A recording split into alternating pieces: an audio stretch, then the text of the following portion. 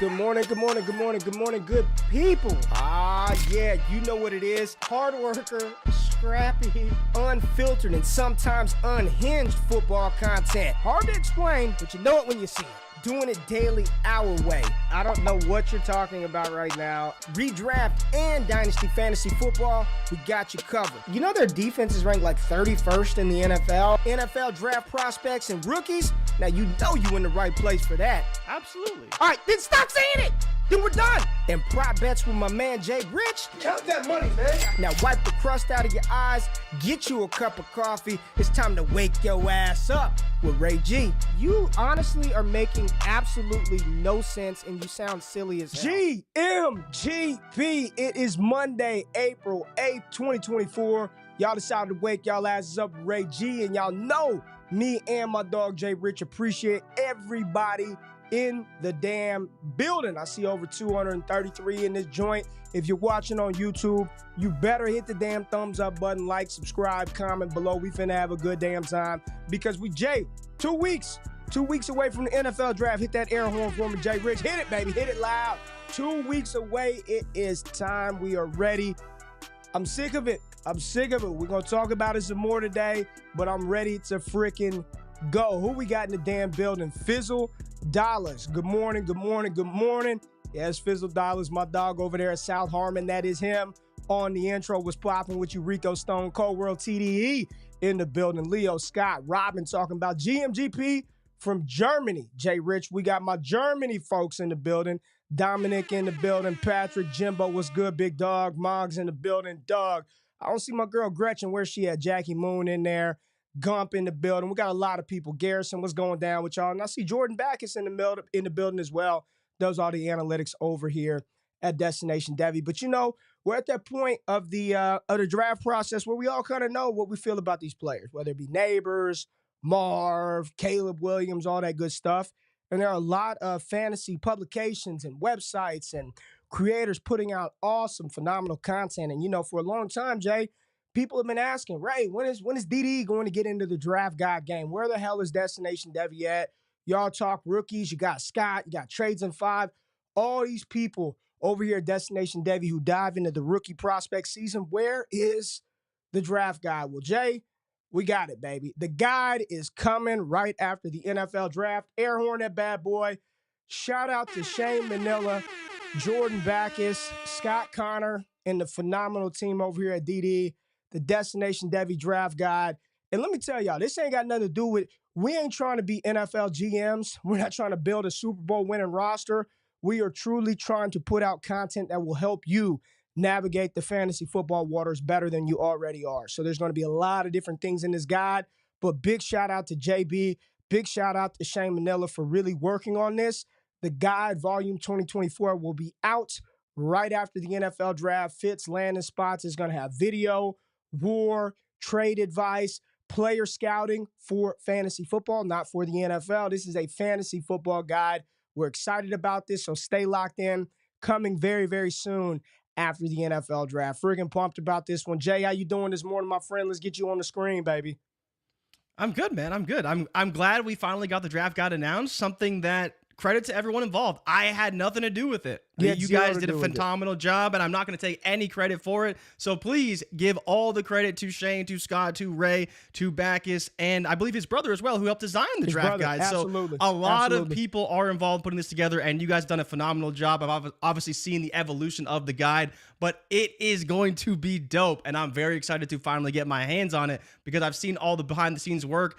And as well, Ray, isn't there a way that people can get the draft guide for free potentially? Yeah, man. Yeah, there are a couple of ways they can get the damn guide for free. One of them, easiest way, is if you've used, and I told you there's going to be like bonuses to this thing, promo code Triple D, you got entry into the giveaway contest, right? We're giving stuff away during the draft, Jay, like this Puka Nacua signed jersey from the one of the best rookie wide receiver seasons, the best rookie wide receiver season we've ever seen in the NFL. Using that promo code Triple D get you access into the jersey giveaway. It's only single entry at this point, but you still get access to win one of over 15 to 25 prizes that we're going to have during the draft.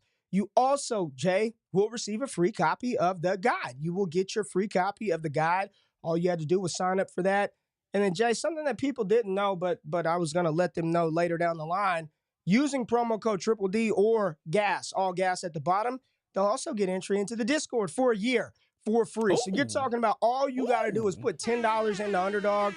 You get entry into a contest. You get our draft guide, and you get access to our Discord for a year. I mean, I know for a fact, Jay, that is better than a $10 value. So we're giving stuff away. We want people to come be a part of the community. Triple D or all gas on Destination Devi. That's how you get that joint. That's how you get access into the Discord. Make sure you use your wife, your cousin, your uncle, your sister, your son, your daughter. I don't care whose code, email you got to use. Sign up using it, and you get all that good shit from Destination Devi, Jay. But we got a lot to talk about. You actually saw some interesting stuff that popped up on the news cycle this morning that you wanted to bring up today. I have no clue who the players are, but you got some comparisons for us, right? Is that true, Jay? We got some comps that we're going to talk about a little bit today, and then we're going to get into some silly shit regarding Malik Nabers and some other players in this 24 class. But let's start this thing out fun, fresh. I'm excited. The eclipse is today. Are you going to get a chance to see the eclipse at all? Do you have your glasses? I don't think I'm in the sphere, not in the path? Right? Like there's, I was looking it up this morning. I'm like just outside, because you guys, I think, especially where you live, because I was looking at the map, we're right you're in like Dallas. really close to that line, like Dallas is, but even a bit more where you are, maybe even better. But yeah, I am outside the eclipse path, but at 7 a.m., Ray, ESPN, some of our favorite analysts in the business, dropped their 2024 NFL draft comps. Now, they didn't credit anyone's name to this piece. It was the NFL draft experts, probably for the best, so they don't catch flack on the old X app. But let's start off with the first player on the list, Ray. Who do you believe Marvin Harrison Jr. is comp to by ESPN? Well, you should have given me the player, and then you should have given me the NFL comp. We can do it that way. Yes, but Marv's comp, I have no clue. Who does ESPN have Marvin Harrison comp to, and why? It is DeAndre Hopkins, right? It's the savvy route running, the coverage awareness, and the high ball skills and body control that remind them of DeAndre Hopkins' style of play. And I think when you look at Hopkins, he's so talented. Everything he does isn't sexy, and when you look at Marv, he's so talented. He makes things look so easy. And it's the other player who that reminds me of a lot is Chris Olave. People kind of dogged Chris Olave for not having enough flash relative to a player like Garrett Wilson, but it's just because these players do things so well, so fluidly, so efficiently that it makes it look almost too easy and as if the talent isn't there. But Marv is comped to DeAndre Hopkins, and it isn't one I've heard, but I actually kind of like quite a bit. And especially, Ray, if he ends up going to Arizona at 4, I mean, DeAndre Hopkins was there for a while. Would be great to see DeAndre Hopkins and Marvin Harrison Jr. end up playing with Kyler Murray. Joe acting wild in the chat. She said she heard people are selling counterfeit eclipse glasses, man. Hey. You know they are. You know they are. Hey, Hey, don't go cheap on them eclipse glasses. Go ahead and get the real deal, because if you look up, I don't know what can happen. You burn your damn eyes. I don't know what can happen. I think it can like damage your retina if you look too long. I mean, in general, you're not supposed to look at the sun anyways, but yeah, I think with the eclipse, it's even worse. Trump looked at the sun one time, man. He was just fine after he was done, man. He was staring directly at that joint, no shade, just staring up at it. So just don't go cheap with the eclipse glasses, man. Don't try. Just get some regular joints to protect your cornea and all that other shit, Jay. What else we got?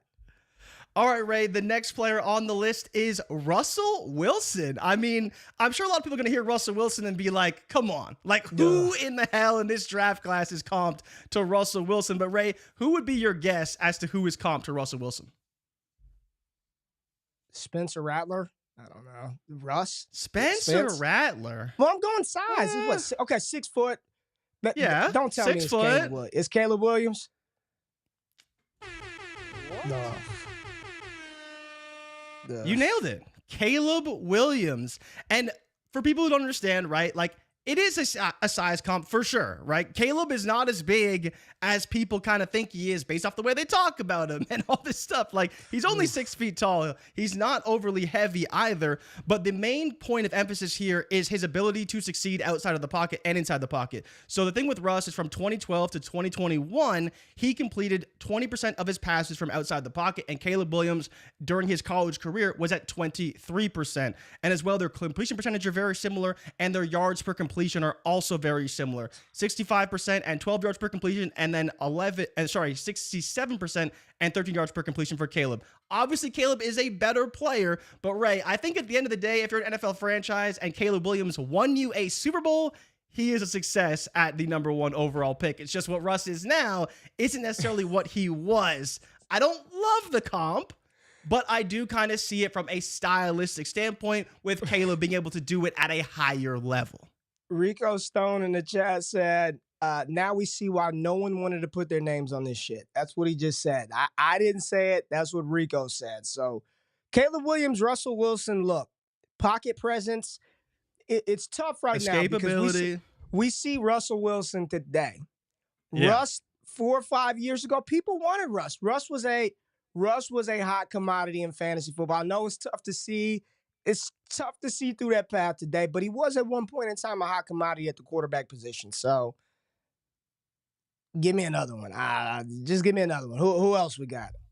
All right, so Joe said this is just pure body comp. That is a great segue into our next one, Ray, because we're talking about A.J. Brown. So which wide receiver in this class do you think comps to A.J. Brown? It's your boy, one of your favorite wide receivers in the draft class, I believe, would be the appropriate comp for A.J. Brown. Is it Xavier Legette? It is that bad man, Xavier Legette. The lack of production, but definitely not the lack of size when compared to A.J. Brown, 6'1", 221, and Brown was 6', 226. Now, it's much more difficult when you look at the production. A.J. Brown, 1,000-yard receiver almost every single year in college, or he did do it every year. Definitely did it sophomore and junior year. I think his freshman season, he had like 900. Then you look at Legette, not quite the same success in college, but overall, when you look at the size and how they play and win, you can see how maybe we could get there. I mean, he's a strong boy going over the middle. He has the yak ability. He's going to be tough to tackle. Look at that hip drop right there. Look at the hip drop, sink, boom, break out of that. It looks good, Jay. I'll just say I have come around on Xavier Legette. I am intrigued. He's not a top 5 receiver for me in the class. I'm not going out over my skis and saying he's going to be A.J. Brown or the second coming, but I'm intrigued. He definitely has a skill set that is superior to the player that he's often talked about in the same mold as, Jonathan Mingo. He's a big boy. He's explosive. You're talking 4.3 speed. To be that big and to be able to drop your hips, snap out of a break like that on a comeback, on that deep post route, I'm intrigued. Much like most of these receivers, I'm going to just be 1,000% transparent with everybody out there. I think long gone. Personally, Jay, I want to know what y'all think in the chat. Like, real talk. Let's have a real conversation really quickly as we finish out these comps, Jay. But I think long gone are the days of just draft the most talented player, and wherever they go, their talent is going to shine through their offensive situation, and they're going to be good. I truly believe that we are in the era, in the age of scheme absolutely matters. I'm not saying it's the coach that's on the field calling the plays, making the plays, but putting your players in positions to be successful is more critical and more important than ever. And in today's NFL, hell, you can't even hit the offensive play. You can't tackle them in the front. You can't hit them low. You can't hit them up high. You can't tackle them from behind. The game is made today to score points. That's what people want to see. That's what sells tickets. That's what generates revenue. Not 6-3 games, not 11-5 football games. So when you're looking at where the NFL is going from an offensive, defensive, just football standpoint, and you look at these coaches and their willingness to roll out 3 wide receiver sets as a primary formation, their willingness to put different players in different spots as chess puzzle pieces to make them fit, you better freaking believe that I'm going to be paying attention to, especially where some of these type of receivers, even the Ladd McConkeys, the Troy Franklins, the Keon Coleman's, hell, Adnide, Xavier Worthy, where do they land, and how are their offensive coordinators and offensive systems going to put them into positions to be successful? I'm going to be paying attention to that very, very intently when it comes to a guy like Xavier Legette. Okay, Ray, that's actually a great way to put that. You're going to be paying attention to some of the players these head coaches have had in the past, and maybe how these new players could fit into these systems in the future. Of course. And that kicks off our next player, because it is future Hall of Famer quarterback formerly of the New Orleans Saints, Drew Brees. Where do you think that Drew Brees is comped to in this 2024 NFL draft class?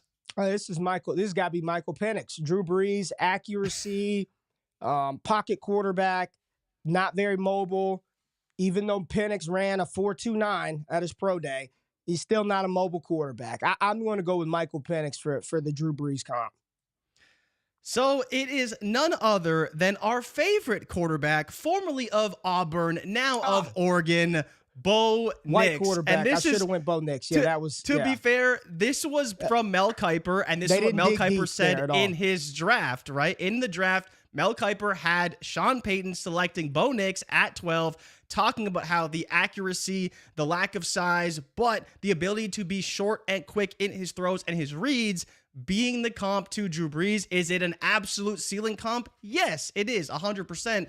But if there was a quarterback to go to the system, I think for me, the number one player would still be JJ McCarthy if it's not, one of the top 3 quarterbacks. But Nix could be a guy who thrives in that Sean Payton system. He could use him on the move. They'd still be heavy probably in the run game and get the ball out of his hands quickly. I think Sean understands how to do that with a quarterback like he did with Drew Brees. But I still think it's a little bit bold for my personal take. And I still think it's not great. But, I mean, at this point, Ray, Nix is probably, a lock for the top 20? You see him no further than Minnesota. Can we talk about that for a minute? Because a lot of people still say there's not a chance in hell you should take. Let me say it like this. Should you or shouldn't you isn't the topic of conversation. Will he or won't he is how I should frame this. Every single mock that I'm seeing, Jay, if there's a new one out today, check it out. See where Bo Nix is. But every single mock that I'm seeing, Jay, Bo Nix is inside the top 20 every time. Every time, whether it's from Jordan Reed, whether it's from Matt Miller, Field Yates, Mel Kiper, Jeremiah, Bucky Brooks, he is in the first round of every mock, and we continue to go through these exercises, and people tell us we're crazy. We're out of our damn mind. There's no way he's going to be a first-round pick, and what we do. If y'all have been around, Joe, Patrick, Rico, Jimbo, there's a bunch of people in the chat that have been through this cycle with DD for multiple years. It's like year 3, year 4 going through this exercise. And what do we always do? We talk about every angle. That way, remember those Chad Reuter mocks that we would do where there'd be 6 quarterbacks in round 1 and there'd be none in round 1. So we go through every angle. That way, when it happens, we're not like, oh, damn. Bo Nix is really a first-round pick. Now what do we do? Where do we draft him at? But, Jay, he goes in round 1. Is this a first-round pick in Superflex formats? Bo Nix goes 12 to Denver. Bo Nix goes 13 to the Raiders. Bo Nix goes 11 to the. Is this a first-round pick in Superflex, man? Screw your personal feelings, right, about the player. I don't really like him. Well, we didn't really like this player, Will Levis. You didn't really like that. Are you taking Bo Nix in round 1, dog? A lot of people are saying no. I see Rico saying no in the chat. So for me, you talked about how scheme fit, team, all of this stuff matters. And you talked about Chad Reuter. Chad Reuter actually had a mock where Denver traded up not for obviously Bo Nix, but for JJ McCarthy at 4. And when that happened, subsequently, the Minnesota Vikings took Bo Nix at 23. Now, for me, when I'm talking about coaches, schemes, obviously the players that they're going to be playing with, I much prefer Bo Nix in Minnesota, and I would much rather consider him as a first round in rookie drafts if he's on Minnesota than if he's on Denver. So for me, that does sway me a little bit. But as you mentioned, there's so many other factors. Where do the receivers go? Where do the running backs go? Would we slot them ahead of some of these quarterbacks? And I think that's where, when you say he's not going in the first, it's assuming we're getting, 6, 7 receivers in the top 50, which we might not, assuming we get a couple of running backs in the top 50 or 60 in good landing spots. So all these things kind of have to happen for me to say that Bo Nix isn't a first rounder. But to your point and Scott's point, when he put out that big tweet about Sam Howell, there is definitely a world where he is absolutely worth a first round rookie pick, and he could get you that return potentially and more if he starts and plays well. But as you mentioned, Bo Nix minus 175 to go in the first round right now on DraftKings Sportsbook. It seems like a foregone conclusion, but the next closest player, and we will not be talking about them because they don't have a comp, is Michael Penix at plus 120. We will be talking about him a little bit later. But let's get to the next player, because formerly of the Minnesota Vikings and now of the Atlanta Falcons, Kirk Cousins, Ray, made this list. So which quarterback do you think is compared to Kirk Cousins? That's got to be JJ McCarthy, right? JJ McCarthy, it is Minnesota, 100% JJ McCarthy. Okay, easy. And I think, honestly, easy. This is from Dan Orlovsky. This one actually does make a lot of sense. When you look at the way that Kirk played in Minnesota, I could see a world where JJ fits in very, very well. I do think they need to do something to kind of bolster the running game a little bit so that way that takes the pressure off McCarthy, much like he had at Michigan. Now, they're going to throw the ball more than that because that's just the way that Kevin O'Connell runs his offense. But if they can build with a solid running game around McCarthy, I think he could operate similarly to Kirk Cousins. I don't think he's going to have the same passing production that Kirk had, but Kirk's a long-time veteran, great passer, puts up a ton of yards and touchdowns in the league. McCarthy could potentially get there, but early on, you want to lean on the running game a little bit. So I think that's where Minnesota has to kind of figure out the running game. But once they have that, you look at how they would operate with a rookie quarterback, I honestly think it'd be phenomenal. You'd be looking to situations like they had when Jared Goff went with Sean McVay and he turned around a little bit, right? Like he won't quite have that success, but he could get there over time running that pro-style offense that they run in LA and now in Minnesota. So I do like the comp quite a bit. What about the report? I don't even want to call it a report, a beat reporter rumor that the Minnesota Vikings, regardless if they take a rookie quarterback or not, plan on entering and starting the 2024 NFL draft season with Sam Darnold as their starting quarterback. What are your thoughts there about Darnold potentially? And this is, I didn't say it. I'm just repeating the news that was reported or the rumor. I don't even want to call it news that was reported by others. But I have too felt, my personal opinion, if the Vikings select J.J. McCarthy, I do not believe he would enter the season as the starter. I don't think that would be a prudent move. I would want to chill him for a little bit. Doesn't mean for the entire season. I'm not saying sit him for all of 2024. You got a veteran quarterback there. You've got a young rookie quarterback who has not, I don't care how many first quarter passes he's thrown, he has not had a lot of experience throwing the football. It may not be a wise move to just throw him out there to the Lions right off the rip and say, go get it. So what are your thoughts about Sam Darnold potentially being that bridge quarterback, 6 weeks, 8 weeks up until the bye week, potentially the full season, maybe just a few games? But your thoughts about Darnold potentially going into the season and Kevin O'Connell and the Vikings feeling comfortable, in quotes, today about Sam Darnold as their starting quarterback? I think it's a lot of coach speak, right? Putting the confidence in Darnold and getting him to continue to work as if he's the starter. But, if they take a quarterback in the top 5, we've seen it happen time and time again. There's almost no world where that quarterback doesn't start the year. Well, what if it's, unless, you're talking about the top 5? What if Minnesota, everybody's saying Minnesota's going to trade up. Everybody's saying that. What if they don't? What if they stay right there at 11 and they're able to get their guy because nobody is really crazy enough to take J.J. McCarthy at number 2 overall, so they just chill at 11 and they get him there? So the problem for that is J.J. McCarthy is minus 1,400 to go in the top 10, right? So, could they chill at 11 and get him? Of course. It's a very long shot proposal, but even at that point, I think he would probably start. It's only if they don't get JJ and they got to take Bo Nix later in the draft, whether it's 23 or somewhere else. That's when I think you start looking at them starting Sam Darnold and then maybe transitioning to the rookie after that. If they're able to get JJ, I think at that point he would be starting because they probably got to take him, like you said, 11 or higher. And I think it'd probably have to be closer to the top 5 or 6 if they were to take JJ in this draft. And I think he would be starting, right? But there's merit to that. Maybe Kevin O'Connell is the coach who will sit him for a few games. We've never seen this happen. We haven't seen them with the rookie quarterback. So we don't kind of know how he would operate in that situation. But yeah, I'm sure there's merit to what the beat reporter said. But at the same time, pre-draft and post-draft, 2 very different environments. So before the draft, you got to say one thing. And then after the draft, it's, well, yeah, we drafted JJ 4th overall. They're going to compete. And then come August, he's the starter, right? But we've seen that before. That would not be a wild assertion for even the New England Patriots with Jacoby Brissett there. It could happen. And one of the comments said, I've been acquiring Sam Darnold and Jarrett Stidham for free in Superflex for that very reason. Maybe I get a couple of spot starts out of both of those guys. I can trade one for a third, maybe something else. So just want to bring that up, that was out there. So who else we got? I think we got a couple of more I have no clue who these last 2 players are comp to. I've got a guess for this one, but I have no idea. So let's talk about them. So next is current franchise taggee T. Higgins, who, right, it's looking like he may be on the Cincinnati Bengals this season. We'll see if he sits out. But we're still waiting for something to happen with T. Higgins. But which rookie wide receiver do you think is comp to T. Higgins? I honestly have no idea. And as we were going through Kirk Cousins, I started thinking, okay, body size, body type, taller wide receiver, kind of in that the secondary role. To is this Adonai Mitchell? This has got to be Adonai.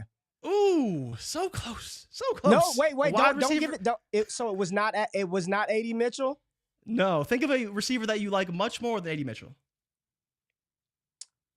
Odunze? That's who they have comp.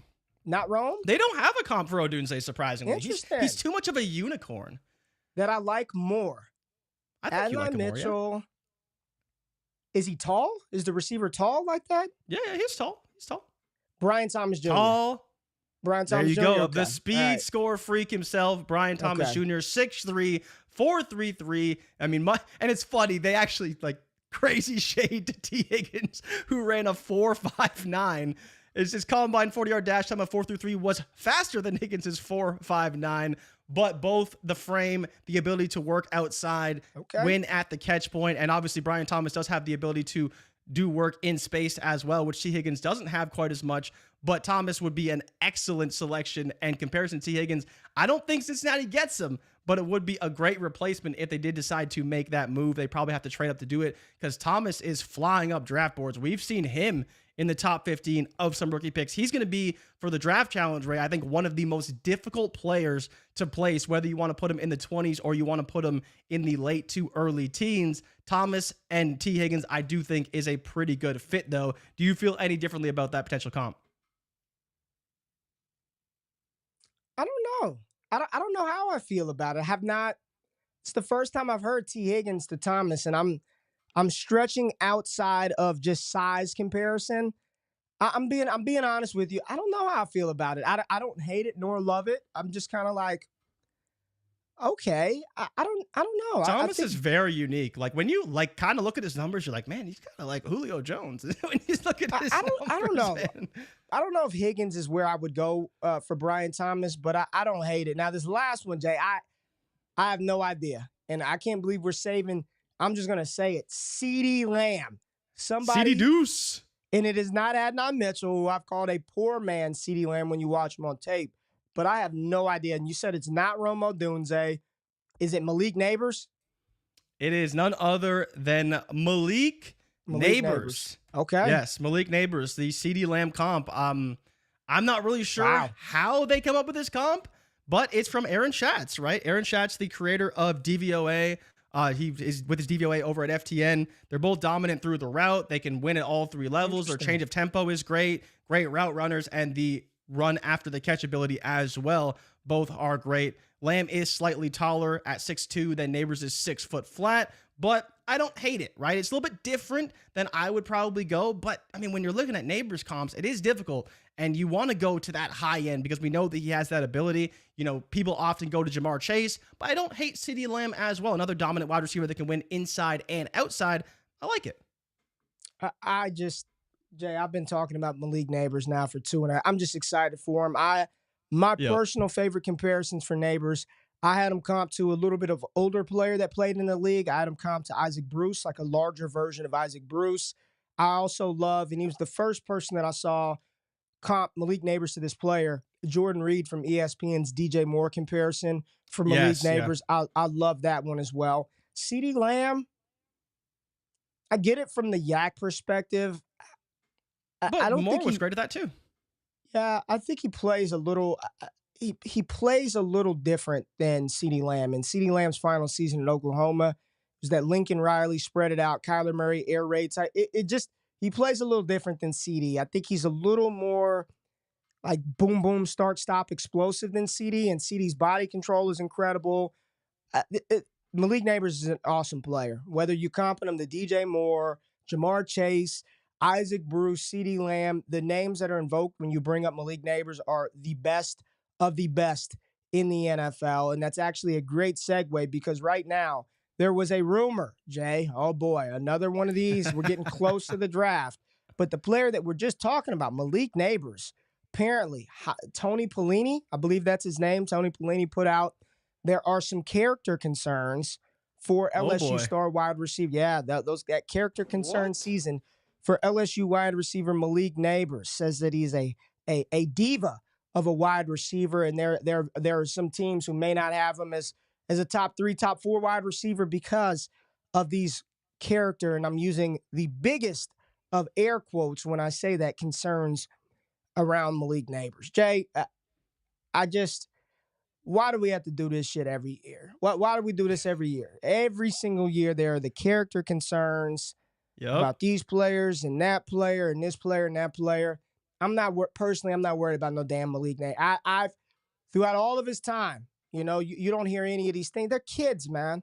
These are young men. These are kids. No one is walking the perfect line here. No one is perfect. No one is towing the line. They make silly mistakes, but I haven't heard anything out of Malik Nabers' camp or situation that leads me to be concerned or fearful about his NFL draft slot. This just seems like one of the stupid shit the stupid shit that goes on at this point in time, where character concerns are popping up. Is there any fear with you about Malik Nabers at all? For me personally, no. I'm not worried about it at all. Malik Nabers is still a great wide receiver. No concerns about him. I mean, we do this every year. There's always a player. Justin Fields 1 year. CJ Stroud last year his draft stock felt like it absolutely tanked because of these stupid S2 reports. Like, now it's Malik Nabers in a loaded wide receiver class. Someone's got to give.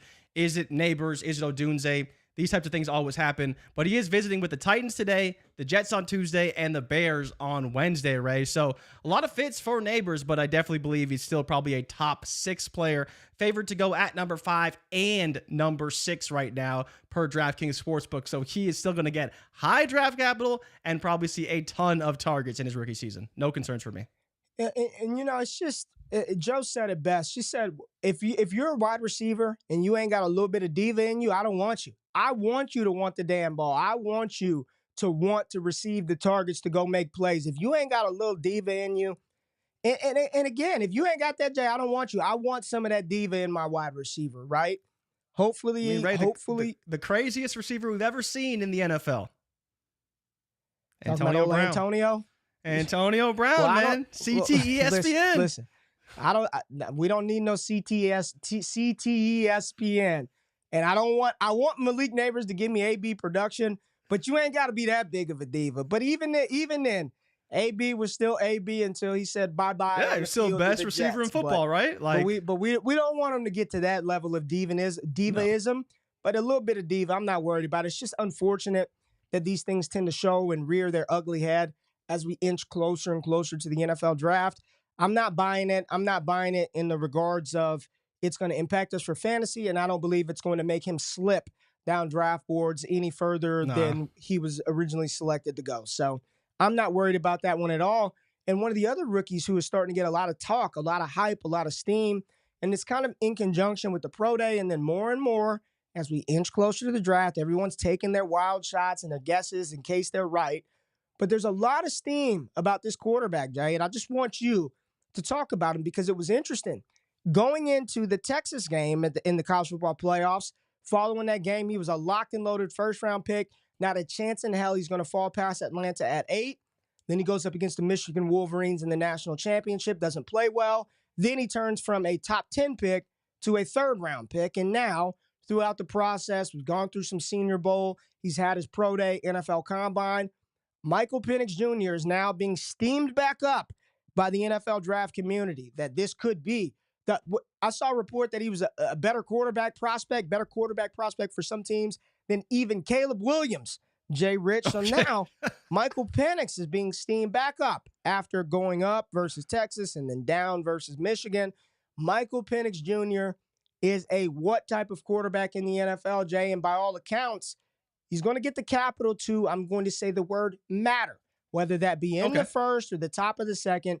I think we can all agree universally that he's probably going to get a shot to start in the NFL. He's going to get a chance under center to be the guy, whether that be for a 2-week stretch, a half a season stretch, a 2-year I have no idea how long the duration is going to be, but Penix is going to get a shot to start. So your personal opinions on Michael Penix Jr. and this new momentum and steam that is starting to sort of rear its head about him being a high draft pick, or at least one of the quarterbacks that are off the board earlier than we anticipate here in the space.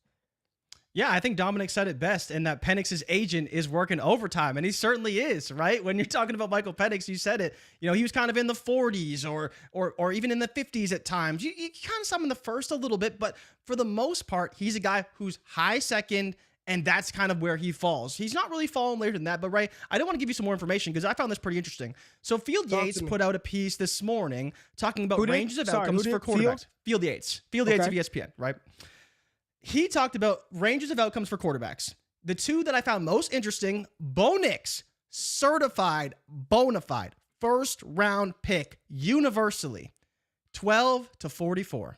That's his highest projected slot and his lowest. Okay. Next, Michael Penix Jr., highest draft slot, 12. Lowest, 44.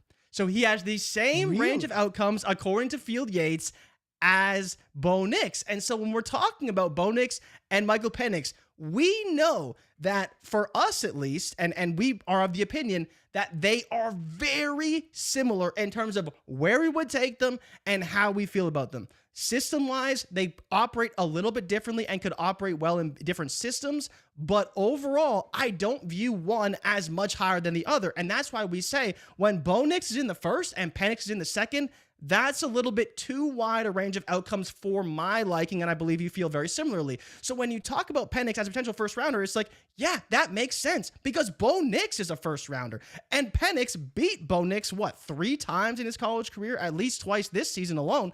So from that perspective, and you're a GM and you're saying, okay, do I want the guy who's winning games or do I want the guy who continues to lose to the same quarterback? Now, obviously the team matters, of course, but in the right system, Penix can absolutely thrive more than Bo Nix can, and especially as a thrower of the football, which is what you're supposed to do at quarterback, Penix is definitely the better thrower of the football. So I thought that was really interesting this morning as well to see Field Yates put out that piece talking about the range of outcomes and them being literally identical to each other, because I think it is a lot closer than people think. And Ray, Michael Penix Jr. on DraftKings Sportsbook right now, plus 120 to be a first rounder. So very, very close. And probably by the time the draft comes, he will be favored to go in the first round. It's just a matter of who takes him, right? There are a lot of people in the chat. Joe said, not going to lie, Penix has been one of my guys. I saw a couple of other people. I think it was right here. Penix is one of my favorite targets in the draft. He reminds me of Stafford. Talk to me. I want to know. I'm not in nor out on either. Right, I'm not. So if you want the teams here, I'll give you the list of teams. People are asking about the odds, right? So Raiders are the favorites at plus 250. Minnesota plus 350. So again, high second or potentially at 23. Seattle, Ray.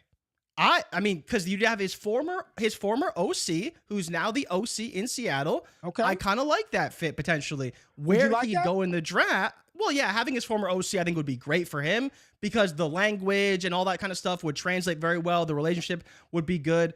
Obviously, Mike Macdonald's the head coach, but we expect them to have an offense not similar to Washington, but at least the language and stuff would be similar.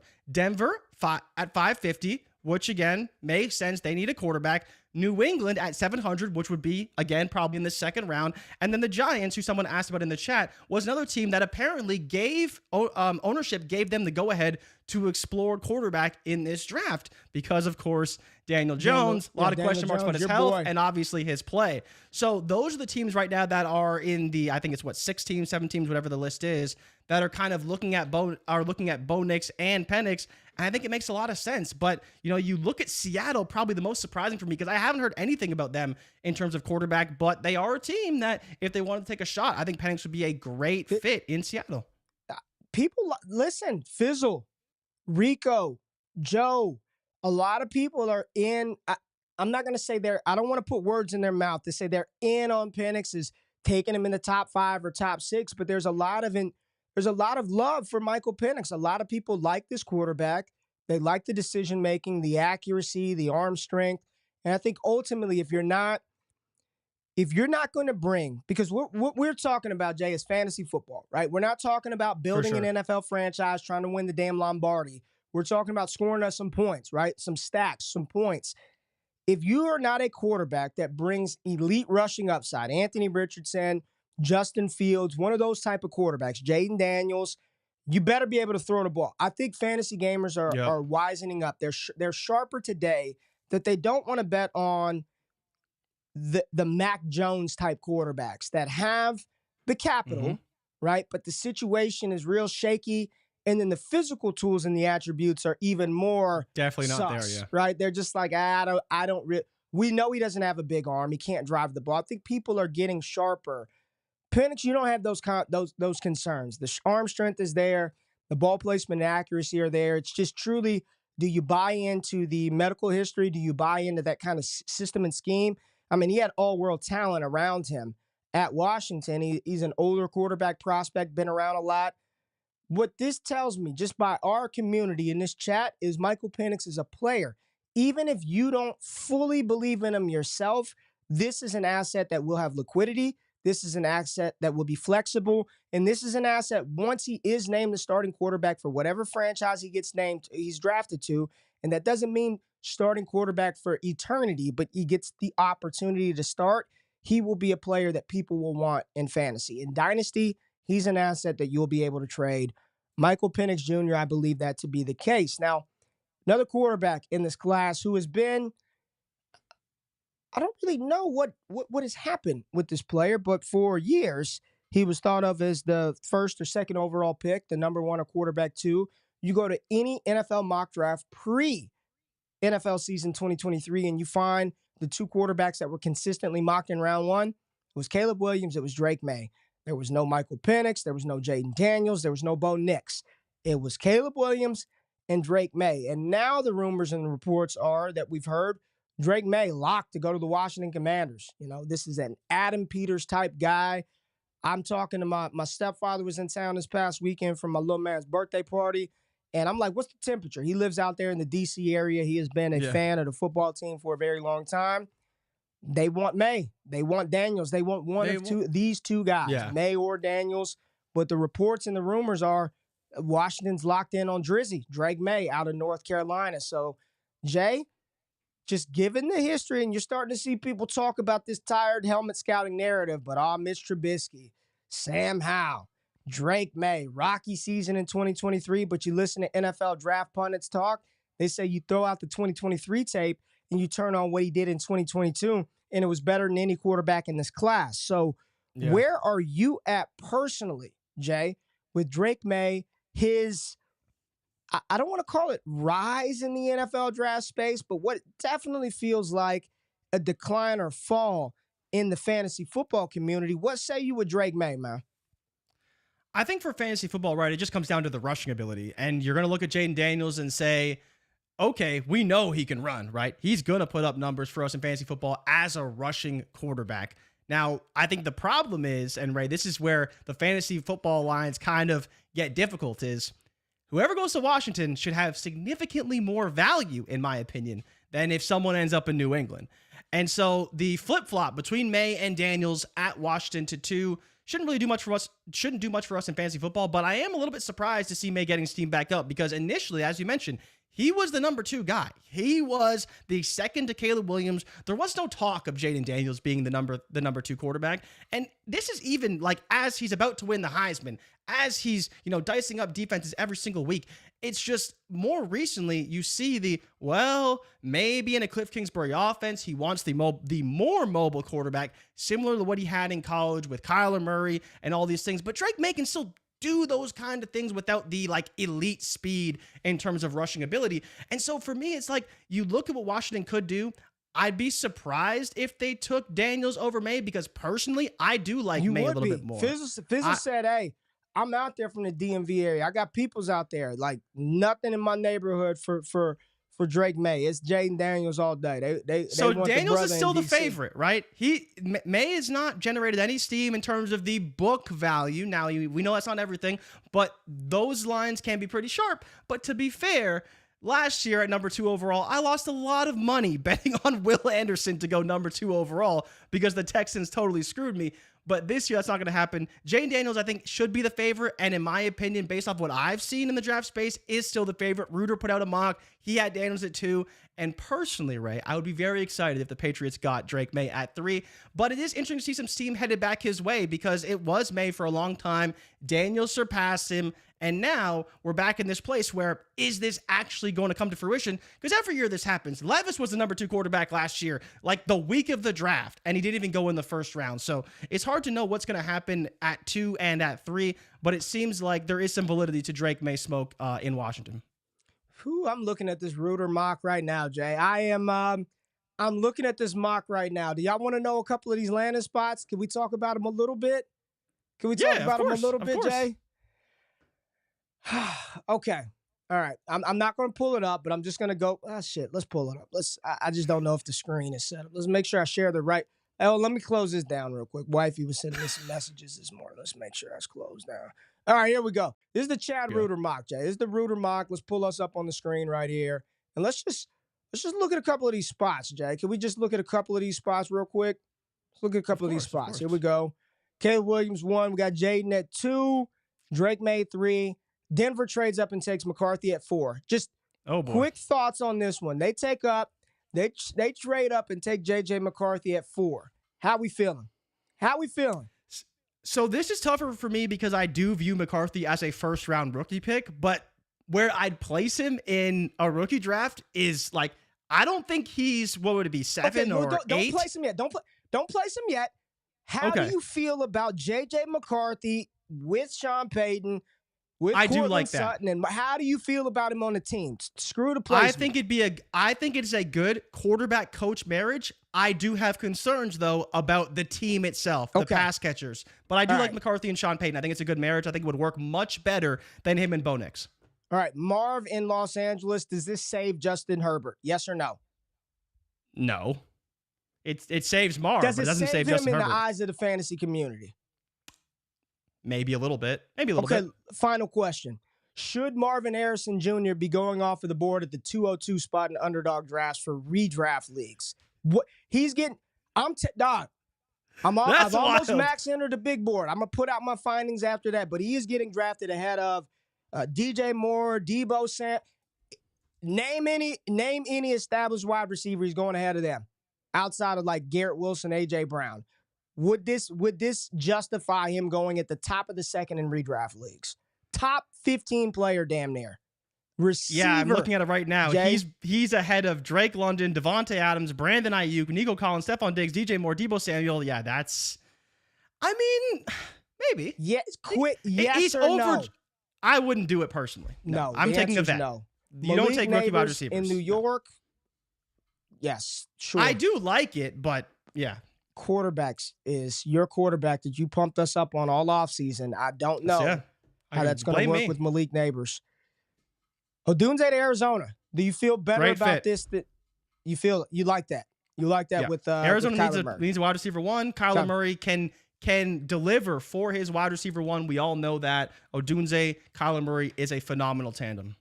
And the Minnesota Vikings, according to this mock, they will enter the 2024 season with Sam Darnold as the starting quarterback because they took Byron Murphy out of Texas. You've got Brock Bowers going to the Jets. JRich got some line help in New Orleans. We know they need it. Philly gets some offensive line help. Here it is. Kansas City trades up with Jacksonville. They get Xavier Worthy at 17 overall, Jay. And with everything that's going on, Rashee Rice, it definitely feels like they are probably a little more motivated to potentially get another receiver earlier than maybe assumed in this draft. Brian Thomas, the T. Higgins fit. There it is. There's the natural fit. T. Higgins, he slides in. Maybe they move T. Higgins in this scenario. We scroll down the board. San Francisco, I don't know what on earth and how people would let this shit happen. But if they get Talisi Fuaga here at 21, a player that has been projected to be a top 10 pick, and you let him learn for the next year or two next to Trent Williams. Christian McCaffrey's going to smash again. Brock Purdy's going to be phenomenal. This is a nasty, nasty offensive tackle, Jay. This would be very good for San Francisco if they were able to get Fuaga at tackle. That would be nasty. It isn't Sam Darnold. It's Bo Nix is the starting quarterback of the Minnesota Vikings at 23. Bo Nix goes to the Vikings, and I'm just going to tell you right now, Jay, I absolutely detest the next pick at 24 by my Dallas Cowboys. I don't like it. I will throw all. Where would you take him in longer rookie be drafts? a Cowboys fan. You just can't do this right here. 24, they take Jonathan Brooks. You just cannot. No, but read Reuters for hold on 1 second, Ray. Brooks' story and game reminds me of Todd Gurley, who suffered an ACL injury in November, his final season at Georgia, and wound up a top 10 pick the following April. He is not Todd Gurley. Ray. He is not Todd Gurley. Stop. Well, he has the braids. Well, they're not. They are twists. Dreads? Not braids. Twists? They are twists. That's you know me, man. I don't know the lingo. I would not be taking Jonathan Brooks here at 24, Jay. Let's go down the board. Let's see if there are any other fantasy players that are relevant. Buffalo Pass is a receiver, too. Pardon? Buffalo Pass, a receiver. I mean, they took Latu, which is a great took Latu. Great they didn't take the receiver, right? They just trade. That's actually a good segue for us to go back and talk about Stephon Diggs, because we have not touched on the Stephon Diggs situation. So let's talk a little bit about Stephon Diggs, Jay. Let's talk about Stephon Diggs and the trade out of Buffalo, and now he is a member of the Houston Texans. Jay, your initial reactions when you heard the trade, when you saw the deal, when you think about Diggs with CJ Stroud, what kind of feelings does it bring you? Are you excited about this? I think it justifies, or maybe doesn't justify, but comes very close to justifying his wide or quarterback 2 price in Dynasty. I mean, CJ Stroud has everything at his disposal to lead the league in passing yards, passing touchdowns, to be a top 5 fantasy quarterback. I mean, the only reason why he wouldn't be, honestly, is because of the rushing. But outside of that, I mean, he has everything he needs.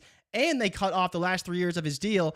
And it seems like, Ray, and I've heard this discussion a little bit, of them choosing between Diggs and Collins as the extension to be the wide receiver 1/2 with Tank Dell for the future. But this year, Collins, Diggs, Schultz, Dell, and Mixon, who can still catch passes out of the backfield. The offensive line is good. Jay. What happened in Houston, Ray? What happened? This was the worst trade in history, and now they have a 10-11 win season. Ray, this is the Detroit Lions doing it in 1 year. Because fucking insane. These are the Lions this insane. year. This is the Lions from last season. Now that's Houston, and they could be better than I'm not saying they're better than the Lions, but they could be better than the Lions. They were right there for competing. They were right there to go to AFC title game. They were right there. Had they had a healthy Tank Dell, they were right there, Jay. This is scary. It's going to be very difficult to not overreact to what this team could be. Well, it's very difficult to not overreact. And I have not I said it on X after the trade happened. I said Houston has a bunch of wide receiver 2s and 3s now. I don't think everybody seems to think that Dalton Schultz is dead, that Nico Collins is dead. When the reality is, I don't think any of that is going to be. I don't believe that the tight end schemed plays are going to be impacted by a receiver.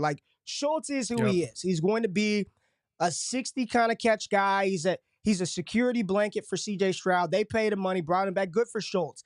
He's a body that in tight end premium or start 2, you've got a guy that can go out there and get you 2 to 3 catches in a week, and he also can give you 5 to 6, 7 catches depending on the week. I think what's going to happen is the likely outcome is all 3 of those receivers, Diggs, Collins, and Dell, they all sort of cannibalize and eat away at one another. And they're all really good receivers. They're all extremely incredible for CJ Stroud, but probably independently on their own. None of the 3 are probably going to be those elite. I believe last year, Nico Collins gave us close to 18 points per game. Last season, you could probably expect some of that to come down. What's going to be really interesting is who's going to be their touchdown guy. Is it going to be Stephon Diggs? Is it going to be Nico Collins? Do you think that Stephon Diggs is still the same player he was when he got to Buffalo, or has Father Time caught up to him as it catches up to every single athlete across every sport? And maybe he's not the same Diggs, and maybe Buffalo knew, hey, he's not worth the trouble anymore. He's not worth the headache anymore. Now, you don't have to agree with that, and I'm not saying that as fact. I'm saying maybe Buffalo feels he is no longer the same player that warrants the, Shannon Sharp and former NFL players say it all the time. teams tolerate you for as long as they have to put up with you. As long as the production is not replaceable, they can tolerate you. But as soon as they feel that they can replace that production, get it from somewhere else, bye-bye headache. So I'm not saying that's Diggs. I'm not saying that is or is not, but I don't think it's death sentence to everybody on Houston. But I do think this is a massive, massive win for CJ Stroud, Jay. And I do want to finish out round 2. Let's go through round 2 of Reuters Mock. There's some good names here, Jay. So hit us with the top of the board, round 2. So at 33, the Las Vegas Raiders trade up and draft Michael Penix Jr., right? The favorite to land Michael Penix Jr., the Las Vegas Raiders. Again, top of the second, late first. That's about where he's going to go, but it seems like he's definitely pushing towards a first rounder at this point. In Superflex, he'll be a first-round pick. If he goes here at this spot of the draft, he'll be a first-round pick, Jay. Would you think he would start the season as a starting quarterback for the Raiders if he got drafted at 33? I think he'd have a very, very good shot. I think he would have a good shot. Would he start? The football player in me says it would still be one of the veterans, Aiden O'Connell, Gardner. But could he win the job, though? Because I think he could. If they give him a chance to compete, I think he could win the job. Absolutely. Do they give him that shot? I think Pierce would give him the shot to compete. I think he would. All right. Well, let's go down the board a little bit more. New England gets some O-line help, Marius Mims. Cardinals, I love Cooper Beebe for Arizona right here. Commanders go Jordan Morgan. This is what Dallas should have done. Instead of drafting a goddamn running back in round 1, get one of these offensive linemen. Blake Corum to L.A., Jay. Oh, boy. I mean, people are ready.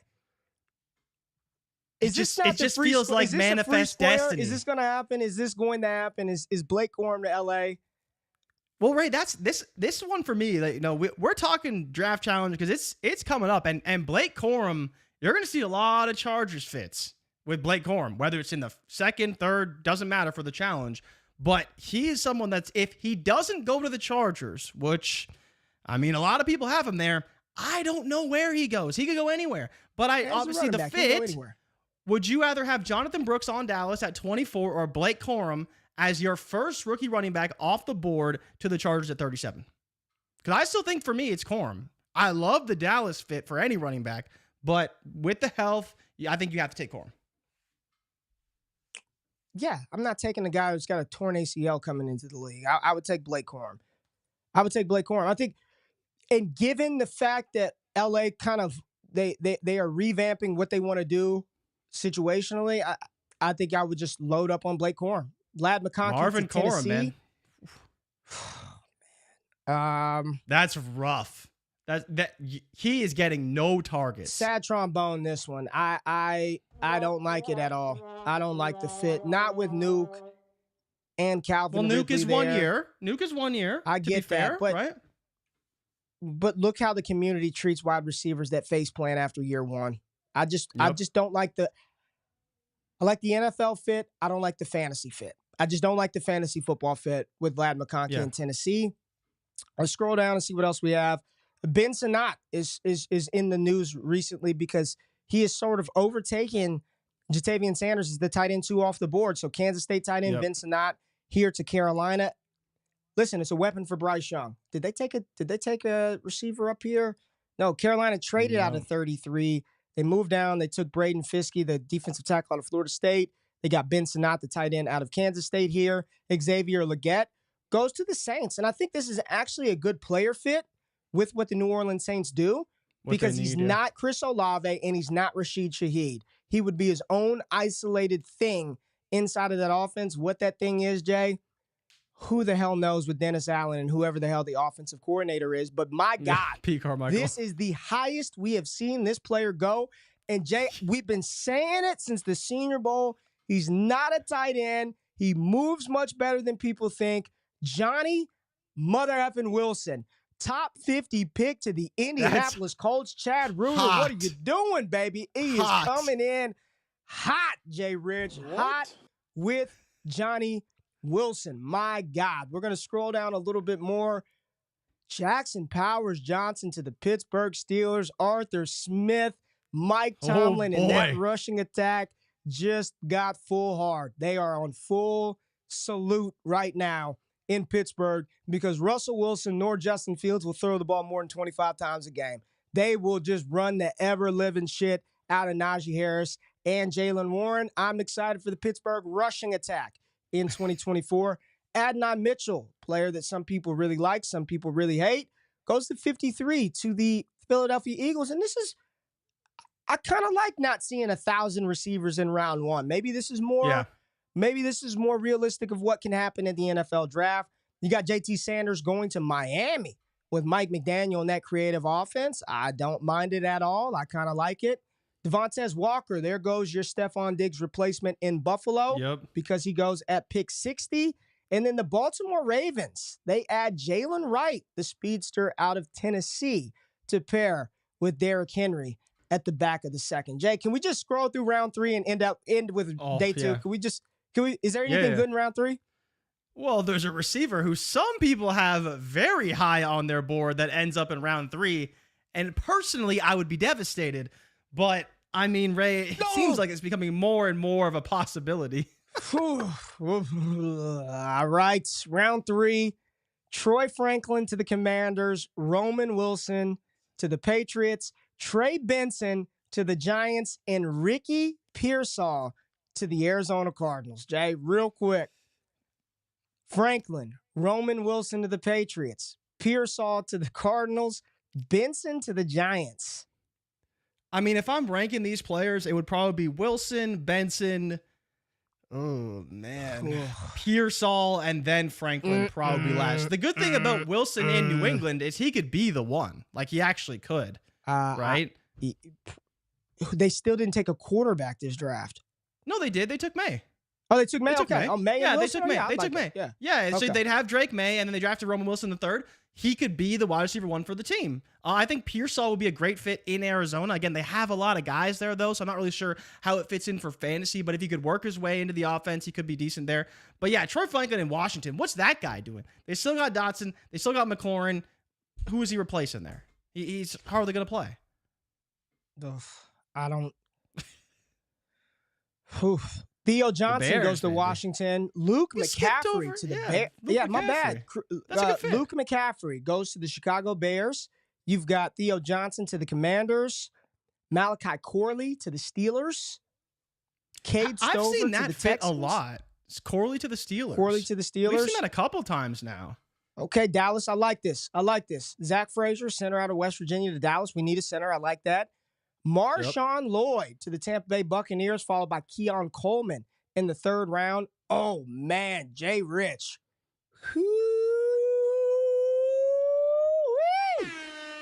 The Kansas City Chiefs select White Lightning, Will Shipley. White Lightning. At 95 overall in the 3rd round. Kansas City, Will Shipley, Jay. You know I love me some Shipley. I like me some Will Shipley. And this landing spot of Kansas City pushes Will Shipley into where? Mid-second? Definitely mid-second. Mid-second. Let's say 207 to 204 range, potentially? Yeah, I mean, you look at some of these wide receiver spots, Keon Coleman, I'd take him over him probably. I'd probably take him over Marshawn. I'd probably take him over just about everybody in the 3rd round, unless you want to go Trey Benson, because I do kind of like Trey Benson there. And then Roman Wilson's the other one that, would you prefer a Will Shipley in Kansas City or a Roman Wilson as a potential wide receiver 1 in New England? But I think that's close, right? Shipley. Yeah, I think I'm there. I think I'm there as well. Shipley. Right? And then people Mitchell bite in on Philly. That better. Devontae Walker in Buffalo. Rapid fire. Will Shipley or Marshawn Lloyd in Tampa Bay? Will Shipley. Will Shipley or Malachi Corley in Pittsburgh? Shipley. Shipley or Pearsall in Arizona? Franklin? Shipley. Yeah, same. And then you work your way back to round 2. Shipley or Corum? We're taking Corum. Shipley or Lab McConkey? Shipley or Lab McConkey in Tennessee? I'm kind of on the Shipley side there. Shipley or It's tough with Shipley or Leggett in New Orleans in the 2nd? Shipley. Shipley over Johnny Wilson. I'm just asking. Shipley. A.D. Mitchell in Philly or Shipley? Shipley. Tez Walker in Buffalo or Shipley? I think you want to take Shipley, but we have to be honest that is a decent, pretty solid capital, and there is a lot of potential there. Again, potential is one thing, results are another thing. but I'd probably still slightly lean Shipley, but I would definitely be intrigued by Walker a little bit in Buffalo. If he's the only guy there, you have to be intrigued. Same with Roman Wilson. You have to be intrigued. Okay, let me just ask, Shipley or Jalen Wright in Baltimore, who got second-round capital, but he's behind Derrick Henry. But this could be the Keaton Mitchell replacement. For this season, it could. But while Derrick Henry's there, how is Jalen Wright going to have this great role, right? And then next season, it's Keaton Mitchell, Jalen Wright, and potentially Derrick Henry if Derrick Henry continues to play. So I think, for one season, it's an option. But after that, he has a role because, just my opinion, the Baltimore Ravens and Derrick Henry are not in this for him to win another rushing title. He's done that. They're not in it for him to go for 2,000 yards. He's done that. They want a player that can be there in December and January and February to help run them to a Super Bowl. So I don't believe that Baltimore is about to load Henry up with 330 rush attempts. Just my personal opinion. At this age and stage of his career, I think what's more important for John Harbaugh, for Lamar Jackson, for this team, is to have him ready to go when it's cold, when it's wet, when it's rainy, when it's windy, and we've got to slam him up the A-gap 25 to 35 times in that playoff matchup. So I do believe that they need another running back that's dynamic, that can bring something different to the table. That would be a nasty Thunder Lightning combo.